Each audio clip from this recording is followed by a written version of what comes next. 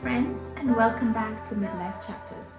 Now, the last time we talked about the impermanence of things, right? And once you realize that things are the way they are and nothing is actually permanent, and then you start to ask yourself the question, which is kind of a natural progression, is that what happens when something has ended and something is yet to begin? Because, of course, there is sometimes a gap, and that is where the waiting game starts. And that is what I would like to talk to you today about. Now, of course, we wait in different categories and also in different textures, right?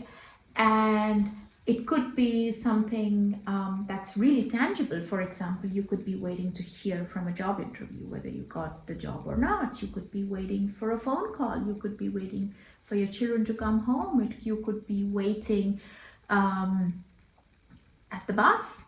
Something very banal as that, right? So that's one layer of the waiting game. The second layer is, of course, a little more subtle. It is when you are waiting for something to shift. Maybe perhaps you're waiting to gain clarity on a certain situation. Maybe you're waiting for a new identity to shape up for yourself.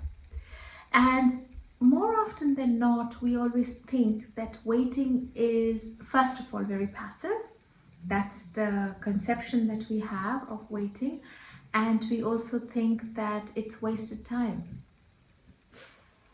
And this is what comes up in midlife quite a lot, is that when we wait, we feel guilty that we wait, because we think the sentence always is that I should have figured it out by now. And this is where I'd like to tell you that waiting is not a failure. It is a part of the journey. This void that we think there is because something has ended, something is yet to begin, and now we are in the middle of it, is not an infertile void. Think about a seed. So if you are a good gardener, or even if you're not, you know how it works, right? So every plant or everything begins from a seed.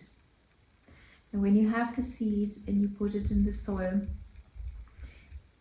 it's not that nothing is happening. There is a lot that's happening.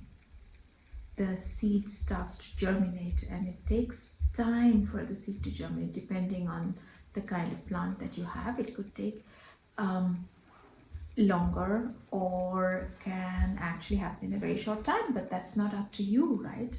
That is when the time is going to be right for the seed to germinate. It's going to do that. No matter how much you pray, no matter what you're going to do, no matter how good care you take of it, the seed will take its time, because the seed knows that this waiting is valuable.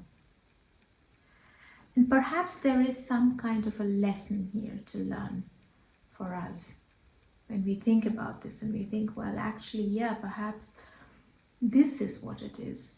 Whenever we are waiting for something to change, we're waiting for clarity to happen, we're waiting to figure out what our purpose is, why we are here, all these bigger questions that we ask ourselves, then perhaps we should think of ourselves as these little seeds that just need the time, and we need it.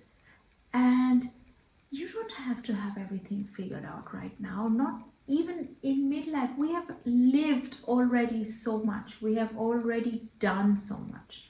And if there are some questions that are unanswered, that's okay. That's all right. The only time where I think this waiting game could become potentially problematic is if you're waiting for a potential to happen, which is never going to happen. And that is, I think, where you have to use your discretionary power and not fall in that trap. So what I mean by this is that sometimes we get into relationships, actually not just sometimes, but this happens quite often. Whether it is a romantic relationship or even if it is a friendship, we get into these friendships with the potential of it. and we wait for it to change. And that is problematic, because that's not going to happen. Because what you have seen, or what you are experiencing, or what attracted you in the beginning was maybe something very small, and then you are waiting for the potential. And you are actually in love with the potential, you're looking at the potential, and you wait for the person or for the situation to change, and that's not going to happen. And this is probably one area where I would be very wary of the waiting thing, and then just cut off the losses. It's easier said than done, I know, but cut off the losses and move on, because there is something far greater for you there than a potential of something or a potential of someone.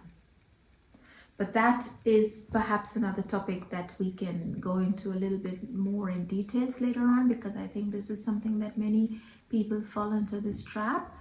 But for now, for this video, we're just talking about the waiting game and why this is something that's essential. It is a part of the journey. It is not a failure. Okay. So when you think of yourself as this little seed, and you're waiting, and just imagine yourself to be this little promise, right? So whatever it is that you're putting out into the world, or that you're waiting for, that is the promise. That's that little seed. And now it is a gestation period, and that happens in life. That is life. That is how life happens. And so it is so important to recognize, to acknowledge that we are put here not to have finished products and reach the finish line immediately and tick off the scores. Those are important too. They are really, really, really essential for us to proceed in life, but also to realize that if things have not been figured out, or if we find ourselves at crossroads, or if we are not really sure what to do, perhaps waiting is not such a bad thing after all. And maybe this is a way for our nervous system to recalibrate, right? Because we give it the time. It is for us to come into our own, so kind of get back in touch with ourselves. So I think that it would serve all of us if we could embrace this waiting period as being something that's important, something that's being necessary and a part of our growth, and not something that's in the way of the growth. So keeping that in mind, today I would like to give you 3 sentences, especially if you find yourself playing this waiting game and not really sure how to move forward. 3 sentences that I want you to repeat this as a mantra. And this is going to help for sure. So sentence number 1 is, waiting is a form of growth. So repeat that. Waiting is a form of growth. Waiting is a form of growth. Number 2, you are not behind. I am not behind. I am not behind. Number 3, waiting season is not wasted time. Waiting season is not wasted time. Waiting season is not wasted time. So if you repeat something out loud, this is the beauty of it. If you really do this loud, and if you did this exercise with me, and if you haven't, please go back a little bit and do this. When you say something loud, you're putting it out there into the universe. So you are adding the dimension of sound, the sound waves. And there is a much higher chance that this is then going to have a higher impact on you, rather than just writing down something or thinking of something. So this is always a good tip, is that if you really want something to manifest, then it's a good idea to use all your senses, including the voice, because then now you start these sound waves, and they are the ones that are going to go into the world. So having said that, thank you very much for joining me. And as usual, if you would like to invite somebody to these conversations, please do that. Share it with people you think who are going to benefit from these conversations, who are perhaps struggling. And many of us, we struggle alone without really sharing our our struggles, our problems with other people. But if you do know of such a person, then it's always nice to share such conversation, such information, and perhaps just for the person to feel at ease, right? And this is why I do what I do, because I want each of us to experience this calm, this ease, this peace, and I am just putting my little bit out there such that it can help. Do like and comment, and if you haven't subscribed to the channel, do that.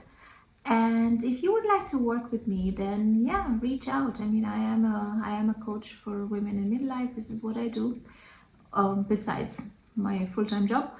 But I'll be very glad to get in touch. So do reach out, and I will catch you next time. Take good care. Bye bye.